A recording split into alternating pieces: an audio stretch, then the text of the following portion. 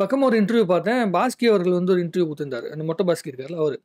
அவர் அந்த இன்டர்வியூல என்ன பேசிட்டு இருக்கும்போது, அவரு இளையராஜாவோட மிகப்பெரிய ஒரு ஃபேன் போல இருக்கு. அவர் வந்து இளையராஜாவ பத்தி பயங்கரமா சப்போர்ட் பண்ணி பேசிட்டு இருந்தாரு. ஆப்போசிட்ல ஒருத்தர் இந்த கேள்வி கேட்டவர் என்ன பண்ணாருன்னா, இளையராஜா ஏன் கரண்ட் ட்ரெண்டுக்கு வரல?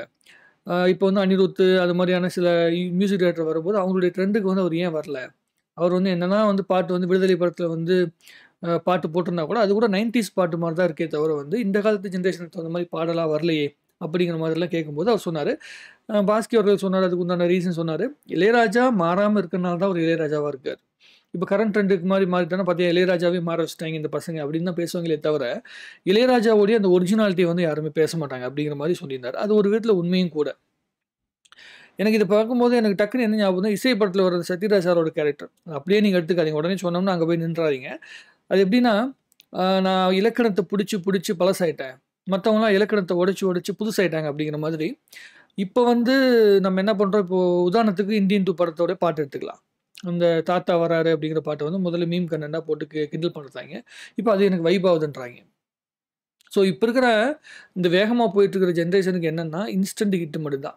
இவங்களுக்கு வந்து ஃபில்டர் காப்பிலாம் தேவையில்ல. ஃபில்டர் காப்பினா வந்து அத கொதிக்க வைக்கணும். அதுக்கப்புறம் ஃபில்டர் பண்ணணும். அதுக்கப்புறமேட்டு அந்த டிகாஷன எடுத்துட்டு போயிட்டு மறுபடியும் கலந்து நுரத்தள்ள வந்து குடிக்கணும். அப்பதான் அந்த ஃபில்டர் காப்பியோட ஃபீல் வரும். ஆனா அந்த காஃபியோட டேஸ்ட்டே வேற.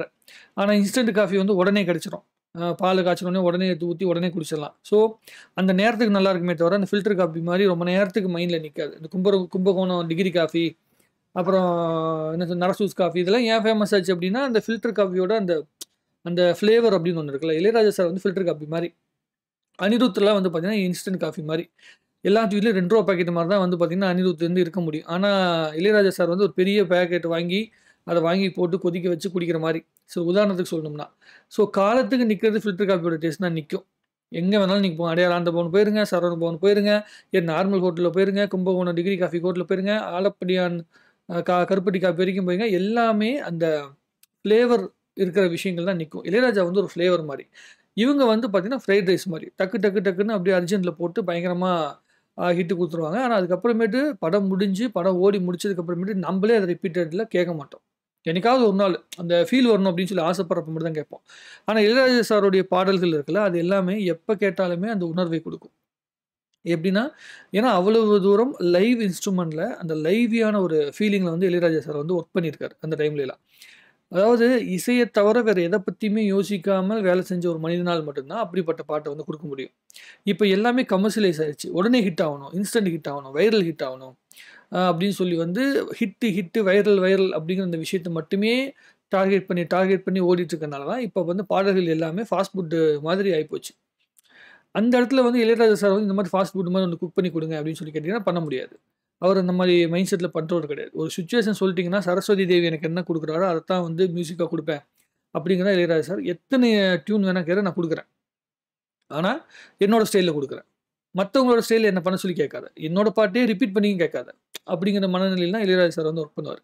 ஸோ, எனக்கு வந்து பர்சனலா என்ன விஷயம்னா, இளையராஜா சார் மாரியான ஆட்கள் இருக்காங்கல்ல, அவங்களலாம் நம்ம என்ன பண்ணணும்னா, அவங்களுடைய அந்த அவங்களுடைய கம்ஃபர்டபுள் ஜோன்ல அவங்க ஒர்க் பண்ணி பழகிட்டாங்க. அந்த கம்ஃபர்டபுள் ஜோன் விட்டு வெளிய வந்து அகலக்கால் வைக்க மாட்டாங்க. நீ இளையராஜா சார்ட்ட வந்து நம்ம கம்ஃபர்டபுள் ஜோன் விட்டு வெளிய வந்து ஒர்க் பண்ணணும்னு எங்க தெரியுமா கேட்கலாம்? பிஜிஎம்ல கேட்கலாம். பேக்கிரவுண்ட் மியூசிக்ல கேட்கலாம். ரெக்கார்டிங்ல கேட்கலாம். அதுலலாம் பயங்கரமா ஒர்க் பண்ணுவாரு.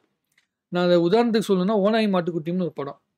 மிஷ்கின் அவர்கள் எடுத்த படம். அந்த படத்துல வந்து பாட்டே இல்லாம வந்து படம் எடுக்கணும்னு சொல்லி இளையராஜா சார் எப்படி கன்வின்ஸ் பண்ணாங்க அப்படிங்கிறது இதுவரைக்கும் தெரியல. அந்த படத்துல பாட்டு இல்லாம வெறும் பிஜிஎம் மட்டும் ஒர்க் பண்ணனால மிஷ்கின் அவர்கள் வீட்டு பக்கமே சேர்த்தாம வந்து இளையராஜா சார் விட்டாரு அப்படிங்கிற மாரிலாம் மிஷ்கினே சொல்லியிருக்கிறார்.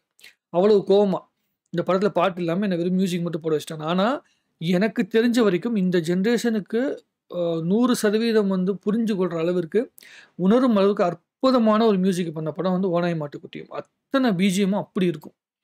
நீங்க என்ன என்ன சொல்றேன்னா, அந்த உணர்வுகள் வந்து அப்படி கடத்தப்பட்டிருக்கும். மிஸ்கின் வந்து அந்த தனியா ஒரு 2 நிமிஷம் 3 3, 4 நிமிஷம் ஒரு டயலாக் பேசுவார்ல.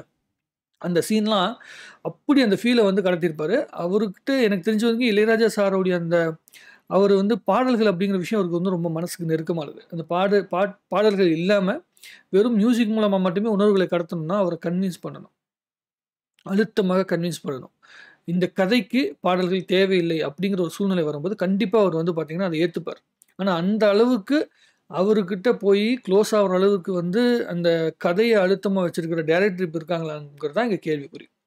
அதான் இங்க விஷயமே. இப்போ இளையராஜா சாரே சொல்லுவாரு, மியூசிக் போயிட்டுருக்கு, படம் ஓடிட்டுருக்கு. ஒரு இடத்துல வந்து பார்த்தீங்கன்னா 2 பேர் பேசிக்கிறாங்கன்னா, அந்த இடத்துல மியூசிக் தேவையில்லை. அந்த இடத்துல தனிமை தான் மியூசிக். தனிமைனா அந்த மௌனம் தான் மியூசிக் அப்டின்னா, அந்த இடத்துல அப்படியே நிசப்தமா விட்டுருவார். டயலாக் மட்டும் பேசட்டும்னு விட்டுருவார். ஸோ அவர் வந்து ஸ்பேஸ் குடுப்பார்.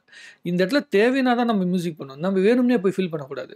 ஸோ அப்படிங்கிற அந்த விஷயம் இருக்குல்ல, அது வந்து இளையராஜா சார்ட்டருந்து நம்ம அதிகமான மியூசிக் டைரக்டர் கத்துக்கணும்.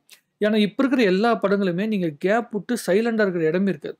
நீங்க பாருங்க கச கச கச கசன்னு வெறும் மியூசிக்க போட்டு தடக்கு புடக்குன்னு தட்டி அப்படியே ஃபில் பண்ணிருவோம். நான் யாரையும் மென்ஷன் பண்ணி சொல்லல. அத நான் தப்புன்னு சொல்லல. ஏன்னா, இப்போ வந்து அந்த ரீல்ஸ் கலாச்சாரம் ஆயிப்போச்சு. யூடியூப் கன்டென்ட் கலாச்சாரம் ஆயிப்போச்சு. ஸோ எல்லாமே கட் பண்ணி வந்து ஷேர் பண்ணும்போது, அதில ஏதாவது ஒரு பேக்ரவுண்ட் மியூசிக் இருந்தா தான் பெரிய அளவுக்கு வந்து ரீச் ஆகும் அப்படிங்கிறனால, ஏதாவது ஒரு விஷயத்த வந்து ஃபில் பண்ணிட்டே இருக்காங்க எல்லா இடத்துலயுமே. ஃபில் பண்ணி தான் வந்து மியூசிக் பண்ணிட்டு இருக்கிறாங்க. ஸோ இளையராஜா சார் மாதிரியான கதைக்கு எங்க தேவையோ அங்க மட்டும் மியூசிக் பண்ணி, எந்த இடத்துல உணர்வுகள் அதிகமா கடத்தப்படணுமோ அங்க மட்டும் பாட்டு போட்டு, தேவையில்லாத இடத்துல பாட்டே நுழைக்கக்கூடாது அப்படின்னு சொல்லி வந்து அடம்பிடிக்கிறது. தேவையான இடத்துல பாட்டு நுழைக்கணும்னு சொல்லி வந்து அடம்பிடிக்கிற, அந்த மாரி மனநிலையிலுக்கு உள்ள இருக்கிற அந்த மியூசிக் டைரக்டர்லாம் வந்து பார்த்தீங்கன்னா, வேலை வாங்குறதுங்கிறது திறமை அதிகமா இருக்கணும். இல்ல அவர்கிட்ட ரொம்ப வேவ் லென்த்துக்குள்ள இருக்கணும். அது 2மே இருந்தா தான் நடக்கும். இளையராஜா சாருடைய வேவ் லென்த்துக்குள்ள அவருடைய அந்த சக காலத்துல ஒர்க் பண்ணவங்க, அந்த 70ஸ், 80ஸ் 90ஸ் காலத்துல ஒர்க் பண்ணவங்க மட்டும் தான் அவருடைய வேவ் லென்த்துக்குள்ள இருக்க முடியும். ஆனா, இப்ப இருக்க ஜெனரேஷனால அவ்வளோ ஈஸியா போய் வந்து ரீச் பண்ண முடியுமா? அந்த அளவுக்கு வந்து அவர ஹோல்டு பண்ண முடியுமா? அப்படிங்கிறது மிகப்பெரிய கேள்விக்குறி. அதே மாதிரி பார்த்தீங்கன்னா, நம்மளுடைய இந்த எல்லாருமே இளையராஜா சார்ட்ட போய் பேசிட்டு வந்த பிறகு என்னன்னா, நம்ம போய் அவர்ட்ட போய் ஜீனியஸ்ன்னு காட்டக்கூடாது. அப்படிங்கிற ஒரு விஷயத்த சொல்லுவாங்க. அது ஒரு விதத்தில உண்மதான். அவர் ஜீனியஸ் தான் மாற்று கருத்து கிடையாது. இப்ப வெற்றிமாறனா இருக்கட்டும், இல்ல வந்து நம்ம தியாகராஜன் குமார் ராஜா இருக்காங்கல்ல, அவங்கலாம் வந்து ஒர்க் பண்ணும்போது தியாகராஜன் குமார் ராஜா வந்து ஒரு வார்த்தை சொன்னாரு. என்னன்னா, நம்ப வந்து எல்லாம் தெரியுங்கிற மனநிலையில போய் அங்க உட்கார்ந்து அவர்ட்ட பேசக்கூடாது. முதல் விஷயம். அவங்க எல்லாமே பார்த்துருப்பாங்க. நம்மள மாரி பல ஆட்கள பார்த்துருப்பாங்க. அவங்க நம்ம நெறைய கேள்விகள் நம்ம வச்சிருக்கோம். நமக்கு இந்த ஃபீல்ட் வேணும்னு எல்லாமே சொல்றோம். அதெல்லாம் அவங்க புரிஞ்சுப்பாங்க. ஒரே விஷயம் என்னன்னா, அவங்களுக்கு நீ யாருங்கிறதோ, உனக்குள்ள என்ன ஃபீல் இருக்குங்கிறத நீ உணர வச்சுட்டீன்னா, அவங்க உன்னோட கம்ஃபர்டபிள் ஜோன்குள்ள வந்து ஒர்க் பண்ண ஆரம்பிச்சுருவாரு. ஆனா இளையராஜா சார்கிட்ட ஒர்க் பண்ண எல்லாருமே வந்து ஒர்க் பண்ணுனவங்க அந்த ஒர்க்க யாருமே குறையே சொல்ல மாட்டாங்க. ஏன்னா, அவர் ஒர்க் பண்ண ஆரம்பிச்ச பிறகு, அது நம்ம ஒரு டைரக்டர்ட்ட கமிட் பண்ற வரைக்கும் தான் அங்க வந்து அந்த என்ன சொல்றதுன்னா, இளையராஜா அப்படிங்கிற இடம்லாம் இருக்கும். ஆனா, அந்த கமிட் ஆன பிறகு ஒரு மியூசிக் டைரக்டர் அப்படிங்கிற இடத்துக்குள்ள போன உடனே, அவருடைய கம்ஃபர்டபிள் ஜோனுக்குள்ள போயிடுறாங்க. ஆனா, இப்ப இருக்க டைரக்டர் எல்லாருமே ஃப்ரெண்ட்ஸ் தான். இப்ப அனிருத்துக்கு வந்து பார்த்தீங்கன்னா, எல்லா டைரக்டர்ஸுமே இப்ப ஒர்க் பண்ண எல்லா நெல்சனா இருக்கட்டும், லோகேஷ் ஆகட்டும், இவங்க எல்லாமே ஃப்ரெண்ட்ஸ் தான். ஸோ, அவங்க என்ன பண்றாங்க, படம் பண்ணி குடுத்துருவாங்க. குடுத்த உடனே லோகேஷே சொல்றாரு, அனிருத்துக்கிட்ட நான் குடுத்துட்டேன்னா, அவரு வந்து ஒர்க் பண்ணி குடுத்துருவாரு. நான் வந்து இத தான் செய்யணும், அதுதான் செய்யணும்னு சொல்லி அவரு எதுவுமே சொன்னது கிடையாது. அவரே பண்ணிருவாரு. ஏன்னா, அந்த வேவ் லென்த் அவருக்கு புரியும் அப்படின்னு சொல்லிட்டு. அந்த மாரி தான் வந்து இளையராஜா சார் அந்த காலத்துல ஒர்க் பண்ணியிருக்காரு. ஆனா, அவங்க என்ன பண்ணுவாங்கன்னா, இன்னும் கொஞ்சம் குளோரிஃபிகேஷன் அதிகமா இருக்கும். இளையராஜா சாருக்கு என்ன பண்ணுவாங்கன்னா, இன்னும் பெரிய ஃப்ரீடம் இருக்கும். அவர் நெனைக்கிறது வரும். ஏன்னா, அப்ப என்ன ஒரு சூழ்நிலைன்னா, அவர் வந்து இளையராஜா சார் ஒர்க் பண்ணிட்டு இருந்தப்ப என்ன சூழ்நிலைன்னா, 80ஸ்ல அவருக்கு நேரம் இல்ல. வருஷத்துக்கு 50 படம் பண்றாரு. வாரத்துக்கு 1 படம் ரிலீஸ் ஆகுது. ஸோ, அவருக்கு வந்து நேரமே கிடையாது. ஒரு நாளைக்கு 3 படம், 4 படம் ஒர்க் பண்ண வேண்டிய கட்டாயத்துல அவர் இருக்கிறார். ஸோ, அப்படி இருக்கும்போது, அவர் வந்து அவர்கிட்ட உட்கார்ந்து கேட்டு வாங்கக்கூடிய சூழ்நிலையோ, இல்ல வந்து அவரு வந்து அதிகமா மெனக்கெட வச்சு வேலை வாங்கக்கூடிய சூழ்நிலையில அப்ப இல்ல. அவரு வந்து உண்மையா தான் வேலை பார்த்துட்டு இருந்திருக்காரு. அவர் ரொம்ப அழுத்தமா வேலை பார்ப்பாரு. பிளஸ் வந்து பார்த்தீங்கன்னா, இந்த படம், அந்த படம்லாம் கிடையாது. எல்லா படத்துக்கும் பயங்கரமா ஒர்க் பண்ணியிருக்காரு. அவருகிட்ட அப்போ வந்து அந்த ஃப்ளோ வந்து பயங்கரமான ஃப்ளோ. தொட்டதெல்லாம் ஹிட்டுங்கிற ஒரு மனநிலை. இப்ப இருக்க மியூசிக் டைரக்டர்லாம் வந்து பார்த்தீங்கன்னா, ஒரு 10 பாட்டு போட்டாங்கன்னா, ஒரு பாட்டு ஹிட் ஆகுறதே பெரிய ஆச்சரியமான விஷயம். அவர் வருஷத்துக்கு 50 படம் போட்டு 50 படத்தையும் ஹிட் குடுக்குறதுங்கிறது அவ்வளோ ஈஸி கிடையாது. அப்ப அந்த அளவிற்கு அவருக்கு வந்து அந்த மியூசிக் கை குடுத்துருக்கு. சில பேர் பார்த்தீங்கன்னா, அந்த ஓடுற குதிரை மேல தான் பந்தயம் கட்டுவாங்கங்கிற மாரி, அப்ப இளையராஜா சார் வந்து பயங்கரமா ஓடிட்டு இருந்த குதிரை. யாருமே கூட ஓட முடியாத அளவுக்கு ஓடிட்டு இருந்த குதிரை. ஸோ, அதனால வந்து அந்த குதிரையும் நல்லா ஓடுச்சு வேற. அதனால அது மேல பந்தயம் கட்டுறதுக்கு யாருமே யோசிக்கல. ஆனா இப்ப இருக்கிற வந்து எல்லா குதிரையுமே வந்து பார்த்தீங்கன்னா, காசு கட்டினா தான் ஓடும். இளையராஜா சார்லாம் வந்து பார்த்தீங்கன்னா, காசு கட்டினா ஓடுறதில்ல. ஓடுனதுக்கப்புறம் காசு வாங்குற குரூப். ஸோ, அவரு பல படங்களுக்கு காசு வாங்காமலாம் வேலை பார்த்துருக்காரு. காசு வாங்காம வேலை பார்த்த படங்களுக்கு அதோட பயங்கரமா மியூசிக் போட்டிருக்காரு. பன்னீர் புஷ்பங்கள் நெனைக்கிறேன் அந்த படமா இருக்கட்டும்.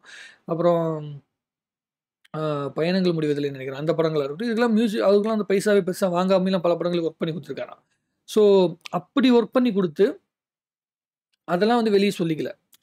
அது என்னன்னா, ஏன் வந்து அவங்க கூட ஒர்க் பண்ணவங்களே சொல்லல அப்படின்லாம் நமக்கு தெரியல. ஸோ, அப்படிப்பட்ட மனநிலையில இருக்கிற ஒர்க் பண்ண ஒரு மனிதன வந்து சூழ்நிலைக்குள்ள இப்ப இருக்க சூழ்நிலைக்குள்ள, இப்ப இந்த ஃபாஸ்ட் ஃபுட் கலாச்சாரம் மாரி இருக்கிற சூழ்நிலைக்குள்ள வந்து அவருடைய மைண்ட் செட்ட மாத்தணும்னு எதிர்பார்க்கிறதே முதல் தப்பு. அனிருத்தையும், இளையராஜாவையும் கம்பேர் பண்றது வந்து மிகப்பெரிய தப்பு தான் லாஜிக்கலி பார்த்தீங்கன்னா. அ அனிருத் அவர்கள் வந்து மொத்தமா 7000 பாட்டு கேட்டிருப்பாரான்னே தெரியாது. அந்த அளவுக்கு நம்ம சொல்லலாம். சாதாரணமா சொல்லிடலாம். இளையராஜா சார் வந்து 7000 பாட்டுக்கு மியூசிக்கே பண்ணியிருக்காரு. அப்படிங்கும்போது 1000 படங்களுக்கே மியூசிக் பண்ணியிருக்காரு. அப்படிங்கும்போது மிகப்பெரிய ஒரு உழைப்ப போட்டிருக்காங்க. இளையராஜா சாரையும், எம்எஸ்வி அவர்களையும் நம்ம வந்து எந்த ஒரு விதத்திலயும் கம்பேர் பண்ண முடியாது. எப்படி வந்து அனிருத்தையும், இளையராஜா சாரையும் கம்பேர் பண்ண முடியாது. அதே மாரி எம்எஸ்வி அவர்களையும், இளையராஜா சாரையும் நீங்க கம்பேரே பண்ண முடியாது. எம்எஸ்வி அவர்கள்ட்ட இருக்கிற ஒரு அற்புதமான விஷயமும், இளையராஜா சார்ட்ட இருக்கிற அற்புதமான ஒரு இல்லாத விஷயம் என்னன்னா, எம்எஸ்வி அவர்கள் வந்து பார்த்தீங்கன்னா, தன்ன பத்தி அதிகம் பேசவே மாட்டாரு. ஒரு இடத்துல கூட தன்ன பத்தி பேசிக்க மாட்டாரு. ஆண்டவன் குடுத்தான், ஏதோ பண்ணணும், அப்படி பண்ணணும், இப்படி பண்ணணும். அந்த ப்ளூரல்ல தான் பேசுவார். நாங்க பண்ணோம். கவிஞரும் நாங்களும் சேர்ந்து பண்ணோம். டைரக்டரும் நாங்களும் சேர்ந்து பண்ணோம். டைரக்டரோட இன்புட் தான். ஆக்டரோட இன்புட் தான். நம்ம என்னதான் மியூசிக் போட்டாலும், ஆக்டர் நடிச்சா தான் அது முக்கியமான இடத்துல போய் சேரும். அப்படின்னு அவர் பேசுற விதமே ரொம்ப ஆச்சரியமா இருக்கும். அந்த எம்எஸ்வி அவர்களுடைய அந்த அற்புதமான அந்த குணத்த நீங்க யார்ட்ட பார்க்கலாம்னீங்கன்னா, தேவா சார்ட்ட பார்க்கலாம். இந்த பணிவ வந்து தேவா சார்ட்ட பார்க்கலாம். இளையராஜா சார்ட்ட வந்து பணிவு இல்லாம இல்ல. அவர்கிட்ட என்னன்னா, ஒரு விஷயம் வந்து என்னன்னா, அவர்ட்ட வந்து நான் புரிஞ்சுக்கிட்ட வரைக்கும், என் ஃப்ரெண்டு கிட்ட ஒரு டைம் டிஸ்கஸ் பண்ணும்போது நான் சொல்லிட்டு இருக்கும்போது என்ன சொன்னேன்னா, இளையராஜா சார் எனக்கு தெரிஞ்சு யார்கிட்டயுமே அதிகமா பேசி பழகி அந்த பேசுற கம்யூனிகேஷன் அப்படிங்கிற விஷயத்த வளர்த்துக்கிட்ட மைண்ட் செட்ல உள்ள மனிதன் மாரி எனக்கு தெரியல. அவர் வந்து பார்த்தீங்கன்னா, வெறும் மியூசிக்க மட்டுமே டார்கெட் பண்ணி ஒர்க் பண்ணிட்டு, குடும்பத்துக்கே நேரத்த ஒதுக்காம, மியூசிக்குள்ளேயே ஊன்றி போனனால, அவருக்கு அந்த நார்மலா பேசுற விஷயங்கள் வந்து கொஞ்சம் அடமன்ட்டா இருக்க மாரி தோணுது. அந்த தற்புகழ்ச்சிங்கிற விஷயம் வந்து அவர்கிட்ட ஏன் வந்தது அப்படின்னா, அவரு வந்து ஆரம்ப காலத்தில எதையுமே எதிர்பார்க்காம வேலை செஞ்சுக்கிட்டு மட்டுமே இருந்துட்டார். ஆனா, அந்த வேலைய வச்சு நெறைய பேர் அவருடைய மியூசிக் ஒர்க்லாம் வந்து பார்த்தீங்கன்னா, காப்பிரைட்டே வாங்காம பல பேர்லாம் யூஸ் பண்ணி நெறைய சம்பாதிச்சுட்டாய்ங்க. அவர்கிட்ட பர்மிஷன் கேட்காம ஏகப்பட்ட பேர் வந்து காப்பி பண்ணி, மியூசிக் பண்ணி ஹிந்திலலாம் பல பேர் வந்து மியூசிக் பண்ணிலாம் வந்து நெறைய பேர் சம்பாதிச்சாய்ங்களாம். அப்புறம் இவரோட மியூசிக்கே இவரது இல்லைங்கிற மாரிலாம் வந்து பேச ஆரம்பிச்சாங்களாம் ஹிந்திலலாம். ஸோ, அதெல்லாம் பார்த்துட்டு தான் வந்து தன்னுடைய உழைப்ப பத்தி சொல்ல வேண்டிய கட்டாயத்துக்கு ஆளாயிட்டாங்க. வேற வழியே கிடையாதுல்ல. இப்ப நம்ம சொல்றோம்ல, இப்ப ஆன்லைன்ல வந்து உதவி செய்றாங்கன்னா, உதவி பண்ணத வெளிய காட்டினா தான் உதவின்னு சொல்றாய்ங்க. வெளிக்காட்டாம செஞ்சா நீ உதவியே செய்யலன்ருவாய்ங்க. அந்த மாரி ஒரு மனநிலை தான் இப்ப சமூகம் இருக்கு. அதனால தன்னுடைய தான் பண்ண தான் பட்ட கஷ்டங்கள மக்கள் உணரணும் அப்படிங்கிறதுக்காக அடிக்கடி பேசிட்டு இருக்காரு. ஆனா ஒரே விஷயங்கள திரும்ப திரும்ப பேச பேச அவர பத்தி மட்டுமே வந்து முன்னிறுத்தி பேசிக்கிட்டே இருக்கிறனால வந்து எப்படி சொல்றேன்னா, அது என்ன தோணும்னா, அது ஒரு தலைக்கனம் அப்படிங்கிற ஒரு தாட் ப்ராசஸ்ல வந்து பார்க்கப்படுது. ஆனா மத்த டைரக்டர்ட்ட இப்ப இருக்க மியூசிக் டைரக்டர் பல பேர்ட்ட அந்த மாரி வார்த்தைகள் நம்ம பார்க்க முடியல. அதுதான் அனிருத் அவர்கள, இளையராஜா சார வந்து வித்தியாசப்படுத்தி காட்டுது. இளையராஜா சார் வந்து இப்பயும் சொல்றேன், மியூசிக் மட்டுமே பண்ணிக்கிட்டு இருந்து, கொஞ்சம் பேச்சை வந்து சில இடங்கள்ல கொஞ்சம் இந்த மாரி எப்படி சொல்றேன்னா, இந்த மீடியாக்களுக்கு வந்து தீனி போடுற மாரி பேச்சு மட்டும் இல்லாமல் இருந்துட்டா, அவர் வந்து இன்னும் அற்புதமான இடத்துக்கு நோக்கி நகருவார். ஏன்னா, ஆக்டிவ் பாப்புலாரிட்டி அப்படிங்கிற விஷயத்த தாண்டி அவருக்கு வந்து ஒரு பேசிவ் பாப்புலாரிட்டின்னு ஒண்ணு வருது. அவர் வந்து ஒர்க்கே பண்ணலினாலும், அவருடைய ஒர்க் வந்து பல படங்கள்ல வந்து ரெஃபரன்ஸ்ல வைக்கப்படும்போது, அதில இன்னும் அவருக்கு இன்னும் புகழ் அதிகமாக தான் ஆவுது. அந்த புகழ் அதிகமா வரும்போது, அதையும் மட்டுப்படுத்துற மாரி இந்த காப்பிரைட் இஷ்யூன்னு வருது. அவருக்கு 100% அதில உரிமை இருக்கு. அதில மாற்று கருத்து கிடையாது. அது கிடையாது. பட் ஆனா அது என்னன்னா, அது வந்து ஒரு டாக்குமெண்ட் வைஸ் திரைமறைவில நடக்க வேண்டிய விஷயம். அது வந்து பார்த்தீங்கன்னா, எல்லாமே நியூஸ்ல வர்றது அப்படிங்கிறனால என்ன ஆயிடுதுன்னா, அவருடைய புகழ் வந்து பார்த்தீங்கன்னா எப்படின்னா, அவர் ஒரு தலைக்கனம் உள்ளவரா, ஒரு சுயநலம் மிக்கவரா அப்படிங்கிற மாரி தான் பார்க்கப்படுது. அவர் என்ன சொல்றாங்கன்னா, இந்த காப்பிரைட் மூலமா வருமானம் பண்ணி அது வந்து என்ன சொல்றதுன்னா, நலிந்த கலைஞர்களுக்கு அந்த அமௌண்ட் போய் சேருது அப்படின்னு சொல்றாங்க.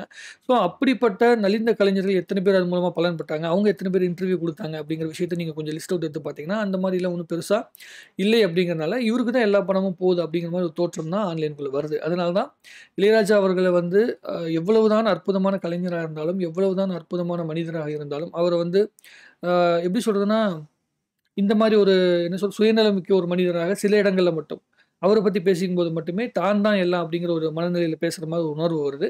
அதுதான் இப்ப இருக்க ஜெனரேஷனுக்கும் அவருக்கும் ஒரு வித்தியாசத்த காட்டுது. மத்தபடி திறமை அப்படிங்கிற விஷயத்திலயோ, அதே மாதிரி மக்களுடைய மனச நெருங்குற விஷயத்திலயோ, இசை மூலமாக மனச நெருங்குற விஷயத்திலயோ அவர வந்து யாருமே தொட முடியாது. தொட முடியாத மிக அற்புதமான, மிகப்பெரிய இடத்துல வந்து அவர் இருக்காரு அப்படிங்கிறதுல மாற்று கருத்தே கிடையாது. தயவு செஞ்சு இந்த மாரி கம்பேர் பண்ணிக்கிட்டு இருக்காதீங்க. அது நல்லதும் கிடையாது சினிமாக்கு. நானே கம்பேர் பண்ணி தான் வீடியோ போட்டுருக்கேன்னு வைங்களேன். எதுக்குன்னா கம்பேர் பண்ணக்கூடாதுங்கிறதுக்காக கம்பேர் பண்ணி வீடியோ போட வேண்டிய கட்டாயம் தான் இப்ப சமூகத்துல இருக்குது. வேற வழி கிடையாது. நம்ம என்ன பண்ணணும்னா, இப்படி கம்பேர் பண்ணி பேசினாலுமே, அவங்க ஒவ்வொருத்தவங்களுடைய பர்சனல் ஒரிஜினாலிட்டிய வந்து உணரணும் அப்படின்னு நெனைக்கிறேன். அனிருத் அவர்கள் வந்து இப்ப இருக்க ஜெனரேஷன் 2K கிட்ஸுக்கு என்ன புரியுமோ அத மியூசிக்கா பண்றதும், இளையராஜா சார் வந்து எல்லா சமூகத்துக்குமே எப்படி சொல்றதுன்னா, அவங்க இத்தன வருஷமா கத்துக்கிட்ட விஷயத்த பல தலைமுறைகளுக்கு கொண்டு போணும் அப்படிங்கிறதுக்காக உழைச்சு போடுற விஷயம் இருக்குல்ல, அதையும் நம்ம உணரணும் அப்படின்னு நான் நெனைக்கிறேன். உங்களுக்கு இந்த கம்பேரிசனை பத்தி யோசிக்கும்போது உங்களுக்கு என்ன தோணுதுங்கிற விஷயத்த கமெண்ட் எடுத்துங்க. இன்னும் நெறைய பேசுவோம். தமிழ் சினிமா இன்னும் பெரிய இடத்துக்கு போணும். பெரிய இடத்துல வளரணும். ஆ இளையராஜா அவர்களுடைய புகழும் சரி, குளோபல் லெவல்ல பெருசா வரணும் அப்படின்னு சொல்லி எனக்கு ஆசை. அவர வந்து தமிழ் சினிமா அப்படிங்கிற இடத்துக்குள்ள, இந்தி சினிமா அப்படிங்கிற இடத்துக்குள்ளயே சுருக்கக்கூடாது அப்படின்னு நான் நினைக்கிறேன். அந்த சிம்பொனின்னு ஒண்ணு பண்ணியிருக்காரு. அது வந்து ரிலீஸ் பண்ணி இப்போ கூட 35 நாள் ஒரு சிம்பொனி எழுதுனதா சொல்லப்படுது. அது இன்னும் வந்து நம்ம அதெல்லாம் பார்த்தோம்னா, சிம்பொனினா என்னன்னு நம்ம புரிஞ்சுக்கலாம். அந்த மியூசிக்ல என்ன வித்தியாசமான உணர்வுகள் கிடைக்குது அப்படிங்கிற விஷயத்த நம்ம புரிஞ்சுக்கலாம். அதெல்லாம் வந்து சீக்கிரம் நம்மகிட்ட வந்து சேர்ந்தா இன்னும் அற்புதமான ஒரு ஃபீல் வரும்னு நான் நினைக்கிறேன். உங்களுடைய கருத்துல கமெண்ட் எழுதுங்க. இன்னும் நிறைய பேசுவோம். வாழ்க தமிழ்நாடு! வளர்க தமிழ் சினிமா!